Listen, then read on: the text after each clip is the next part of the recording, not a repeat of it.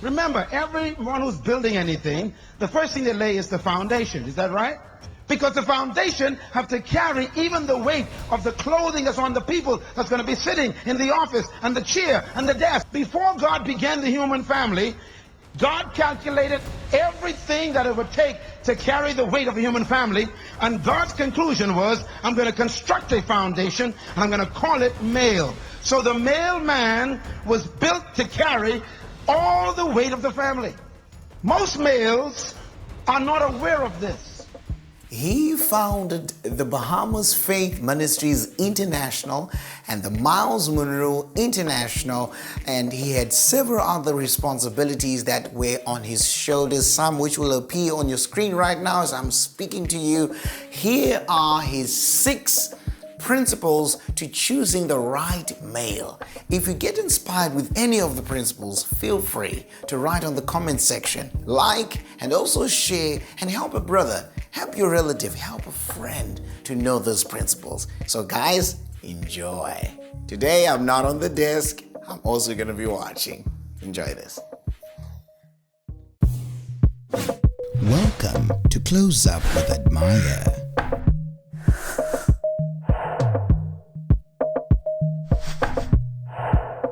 Where we'll be unmasking issues closely to know more about God, knowing more about business, knowing more about talents,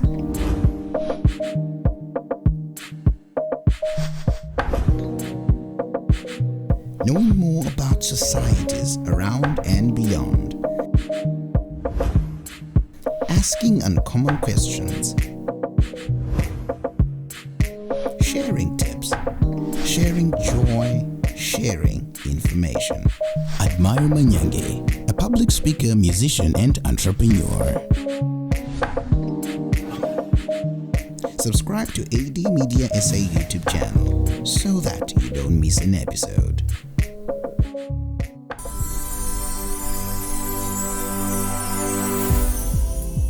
Close Up Talk Show is proudly brought to you by AD Media in association with the following companies appearing on your screen.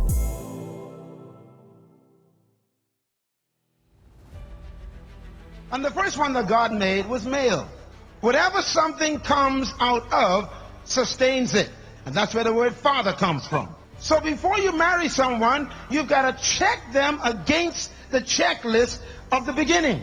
The first thing about the first male is that he had a clear self-image. He knew he was the image of God.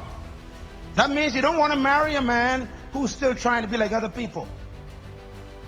You want to marry a man who knows who he is. He knows his self-image. He doesn't need anyone's approval to feel important. He doesn't try to dress like other people and wear everybody's style. He doesn't go around trying to buy Nikes and trying to be Tommy Hilfiger, trying to wear, Calvin Klein, and he's trying to be somebody else, trying to fix his hair like other people, and trying to be a rapper or trying to be cool. He wants somebody who knows he's somebody without anybody being anybody. You want a man whose self-confidence and self-image is in God, not in any style or any role model somewhere else. Second thing about this man is that God took the man and placed him in the Garden of Eden. The word Eden means presence. Please get that book on praise and worship to understand what that word means, Eden. So the first thing is the man has a good clear image, self-image. Secondly, he is where? In the presence of God. The third thing about the male man that's important is that the male man was given the first command, and that is work. So you want a male man who is working and loves to work. You meet him working.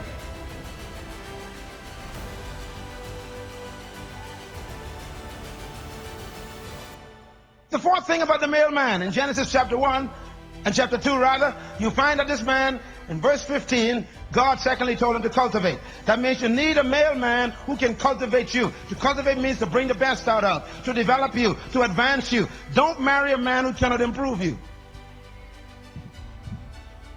I've met ladies who've got a good job, good education, got a nice car, a nice apartment, got her own life going together, and then she marries a bum. She marries a guy who drives her car, eats her food, watches her television, sleeps in her apartment while she's out to work. That's not a woman, that's a fool.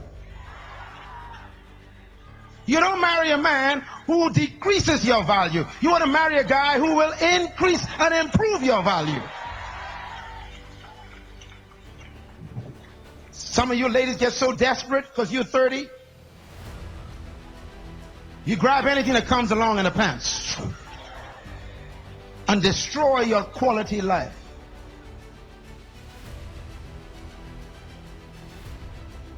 The fifth thing that this man is, Genesis 2:15, God told the man to guard the garden. That means a true male is a protector. If a man can't protect you, he's not deserving of being your husband. A true male protects females. He doesn't use his strength to abuse them and hurt them and domestically violate them. He doesn't rape them. He doesn't cause date rape or beat his wife or harass his children or commit incest on his little girl or sodomize his son. That's not a real man. Buy this tape for someone you know. A real man protects everything under his care. As a matter of fact, the best things that's supposed to be heard by a man when he comes home is when his wife says, "Daddy's home now, everything's okay." The most beautiful thing a child should say to a father is, "My daddy's home now. You touch me, he'll kill you." That's what a child needs to say and a mother needs to say about her husband. She's supposed to be able to say, my warrior in shining armor is here. My protector has arrived. He's a guard. And then number 6, the real man is the man who God says, "Do not touch the tree. This is my command." That's found in verse 17 of Genesis 2. In other words, the male was given the word of God, not the female. Which means that the male was designed by God to be the teacher of the word, one who keeps the word. And that means the male is supposed to be the one who knows the word, the commandments of God, to communicate to his family. That means a real man knows this book called the Bible back to front. Don't marry a man who can't teach you the word. And some of y'all, it's too late. There are men who know the name of everybody on the soccer team but can't list the disciples. They know the score of every game the last year but don't know the chapters in Habakkuk.